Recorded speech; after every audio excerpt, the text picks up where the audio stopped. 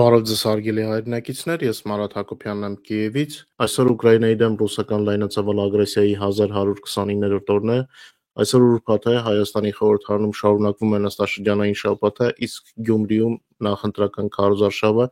Այդ իսկ պատճառով մենք համեստություն կանենք, կարճ, բայց շատ կարևոր եթեր ձեր ուշադրությանը կներկայացնենք, իսկ խոստացված հարցազրույցը ավիափորձագետի հետ ձեզ վաղը կներկայացնենք։ Նախ շնորհակալություն եմ հայտնում ձեր լայքերի, մեկնաբանությունների եւ մեր եթերները տարածելու համար, չեք պատկերացնի ինչպես եք օգնում, հատկապես ձեր մոտիվացնող մեկնաբանությունները։ Սկսեմ ձեզ Ուկրաինայի գլխավոր շտաբի տվյալները ռազմաճակատում տիրող իրավիճակի վերաբերյալ ներկայացնելուց։ Վերջին 24 ժամվա ընթացքում ռազմաճակատում եղել են ավելի քան 209 մարտական բախումներ։ Այդ ընթացքում Ռուսաստանը կորցրել է ավելի քան 556 միավոր զինտեխնիկա եւ 1860 զինվոր։ Միայն 3 եւ այսօր 3400 զինվոր է կորցրել Ռուսաստանը մարտի դաշտում։ Իսկ 22 թվականի փետրվարից ռուսական կորուստների ընդհանուր թիվը, ինչպես եւ երեք կանխատեսում էի, արդեն անցել է 910,000-ից եւ կազմել է 910,750 օկուպանտ։ Ռազմաճակատում մարտերի ինտենսիվությունը մեծացել է, աճել են նաեւ Ռուսաստանի կորուստները, թե անձնակազմի, թե զինտեխնիկայի քանակի առումով։ Անցած 24 ժամվա ընթացքում Ուկրաինայի պաշտպանության բանակի ավիացիան հրթիռային զորքերը եւ հրետանին հարվածներ են հասցրել 27 շրջանների, որտեղ կենտրոնացված էր օկուպանտների անձնակազմն ու տեխնիկան։ Ուկրաինայի զինված ուժերը հակահարձակման են անցել Գույևոյի շրջանում, որը Կուրսկի մարզում է, եւ ոչնչացրել են հակառակորդի հրամանատարական կետը։ Կուրսկի եւ Բելգրադի մարզերում մարտերը շարունակվում են։ Ուկրաինական ավիացիան Բելգրադի մարզում պայթեցրել է եւս 2 կամուրջ, այսպիսով Ուկրաինայի զինված ուժերը կտրել են ռուսական բանակի մատակարարումները այդ շրջանում։ Կրեմլը ըստ երևույթին չի ցանկանում հերթական հայտարարությունը բանակցությունների ֆոնին եւ ռուսական զորքերը չմտածված գրոհներ են կազմակերպում ինչպես Կուրսկի մարզում, այնպես էլ Դոնբասում եւ Խարկովի մարզի հյուսիսում։ Դե ինչքան անմիտ են գրոհները, այնքան էլ մեծ են կորուստները, ինչպես տեսակ թվերից։ Ռուսական բանակը ամեն գիշեր շարունակում է Ուկրաինայի խաղաղ քաղաքներին վնաս հասցնելու փորձերը,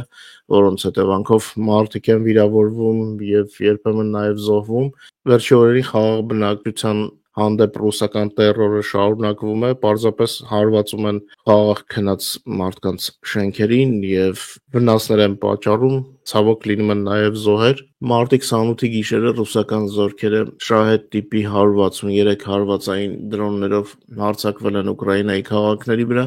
դրանցից 140-ը խոցվել եւ վնասազերծվել են Ուկրաինայի հակաօդային պաշտպանության կողմից։ Թշնամու հարձակման արդյունքում խոցված դրոնների բեկորներից տարբեր աստիճանի տուժել են Սումիի, Պոլտավայի, Դնեպրոպետրովսկի, Օդեսայի, Նիկոլաևի մարզերում եւ Զապորոժե քաղաքում։ Ուկրաինական կողմի հարվածների մասին վստահ եմ դուք արդեն տեղեկացել եք մեր տելեգրամյան ալիքից, բազում հաճելի կադրեր կան, ռազմական աշխատանքը շարունակվում է, զինվորականներից, ինչպես ասել եմ, ետ չեն մնում նաեւ մեր պարտիզանները։ Ուկրաինայի պաշտպանության նախարարության գլխավոր հետախուզական վարչության հատուկ ստորաբաժանման դրոնները շարունակում են մարտական աշխատանք օկուպացված Ղրիմի թերակղզում։ Մենք որոշեցինք ձեզ ցույց տալ կադրեր։ Մինչ քաղաքական լուրերին անցնելը անդրադառնամ երեկվա եթերի տակ մի մեկնաբանության,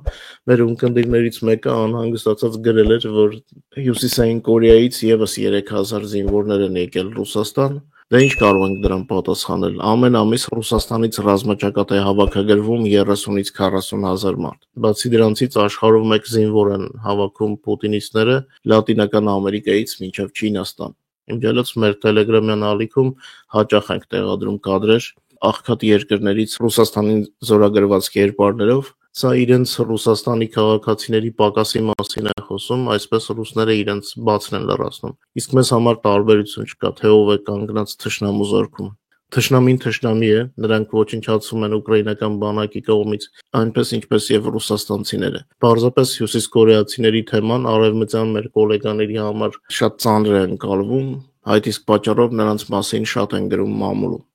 Քաղաքական լուրերից երեք, ինչպես գիտեք, Փարիզում մեծ քաղաքական միջոցառում անցավ Ուկրաինայի բարեկամների կոալիցիա կազմող երկրների ղեկավարների մասնակցությամբ։ Սկսենք Մակրոնի հայտարարություններից, բրիտանական եւ ֆրանսիական ռազմական պատվիրակությունը կմեկնի Ուկրաինա հետազոտելու, թե ինչ կարելի անել Ուկրաինայի զինված ուժերին աջակցելու համար։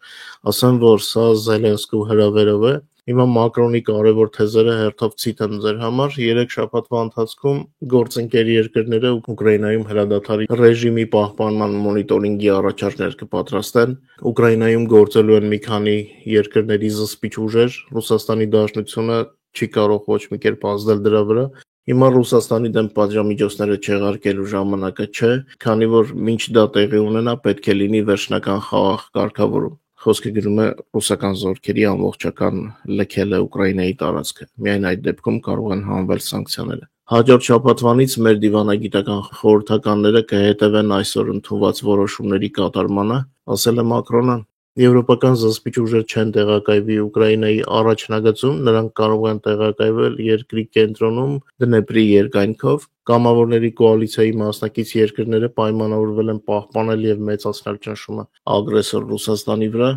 այդ թվում ռուսական ստվերային նավատորմի վրա։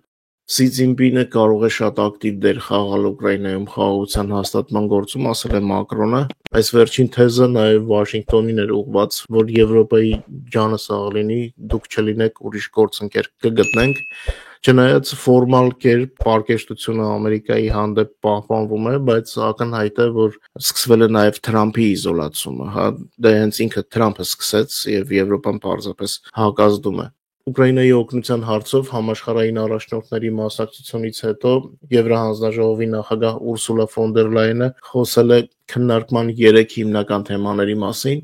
մասնավորապես Ուկրաինային տրամադրվող օգնության ավելացումը, Ռուսաստանի վրա ճնշումների ավելացումը եւ Եվրոպայի սեփական պաշտպանության ուժեղացումը։ Եվրոհանձնաժողովի նախագահի հայտարարության տեքստը, ասեմ, որ հրապարակված է Եվրոհանձնաժողովի կայքում, կարճ ցիտեմ. Առաջինը լայն քննարկումն է,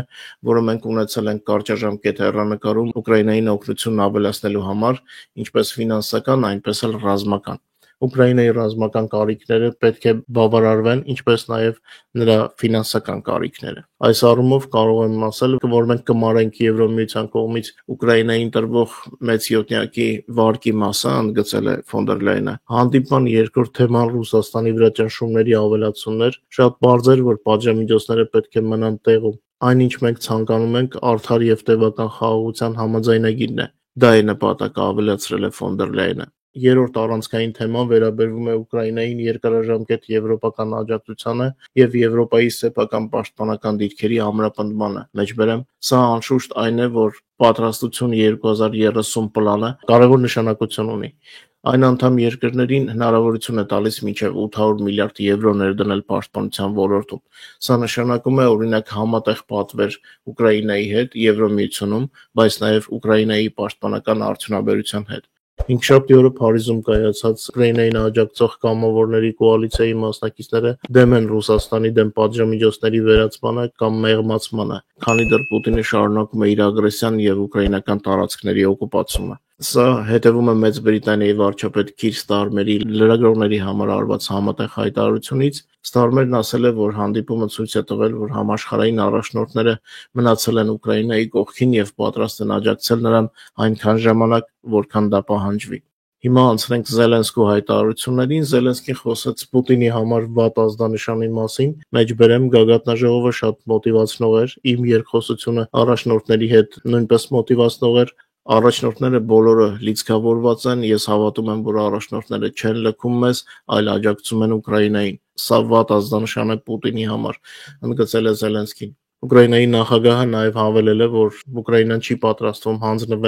հանձնել իր հողերը կամ իր անկախությունը։ Մեջբերեմ, Պուտինն այդքան հեշտությամբ չի կարողանա դա մեզ հետ անել, եւ այդ պատճառով ես շատ նորմալ տրամադրություն ունեմ։ Մենք միայնակ չենք, Ուկրաինան ուժեղ երկիր է, որն իսկապես խաղաղություն է ցանկանում, վստահեցրել է Զելենսկին։ Իմջալոց Զելենսկին կարգադրել է Ամերիկային փոխանցել Ռուսաստանի կողմից լռության ռեժիմի խախտման վերաբերյալ տվյալները, արդեն մի քանի փաստեր կան, որ ռուսները չեն պահպանում հրադադարը։ Մեջբերեմ, ամերիկացիները ասում են, որ կարծում են, որ լռությունը ծովում եւ լռությունը էներգիայի ոլորտում գործում է։ Կարծում եմ, որ 2 օր առաջ ընդամենը մի գիշեր էր, երբ հարձակումներ չեղան էներգետիկայի վրա։ Ընդամենը 1 գիշեր 3 Խերսոն քաղաքի էներգետիկ ոլորտը տուժեց ռուսական հրետանու կողմից, ահա թե ինչպես է դա աշխատում, ընդգծել է Զելենսկին, ակնարկելով ամերիկյան կողմի հայտարարությունները։ Ասեմ, որ անցած գիշեր էլ Պոլտավայում էին ռուսական զորքերը հարվածել ենթակայանին, դա նույն հրադադարի խախտումն է։ Ուկրաինայի նախագահին հարցրել են, թե երբ կարող է անհրաժեշտություն առաջանալ Ռուսաստանի, Ուկրաինայի եւ Ամերիկայի միջև ուղղակի բանակցությունների Եվրոպայի մասնակցությամբ եւ ինչ հնարավոր արգելափակումներ կարող են լինել այս ճանապարհին։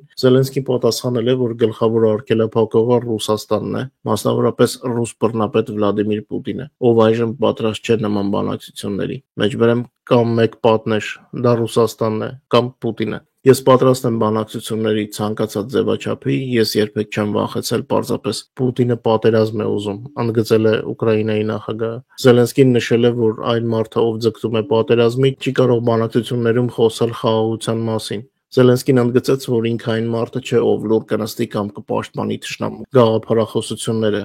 Իդեպ հետաքրքիր հարցման արդյունքներ են ստացվել Ռուսաստանից, հետազոտությունները ցույց են տվել, որ ռուսների մոտ հոգեբանական կայունությունը նվազել է, հարցվածների 39%-ը զգում է դեպրեսիայի ախտանիշներ, իսկ 24%-ը տագնապի խանգարումներ։ Ասում եմ, տեսնես ինչ է պատահել, կարող է պատերազմ են զգացել իրենց վրա։ Սա իհարկե սարկազմ է, այս թուլամորթները դեռ ավելի զարմացնող տվյալներ կցուցադրեն, դա իրենց երկրի ղեկավարն է մեղավոր, ով կարող է իրենց օգնել։ Իրենք կարող էին չընտրել Պուտինին, բայց իրենք են իրենց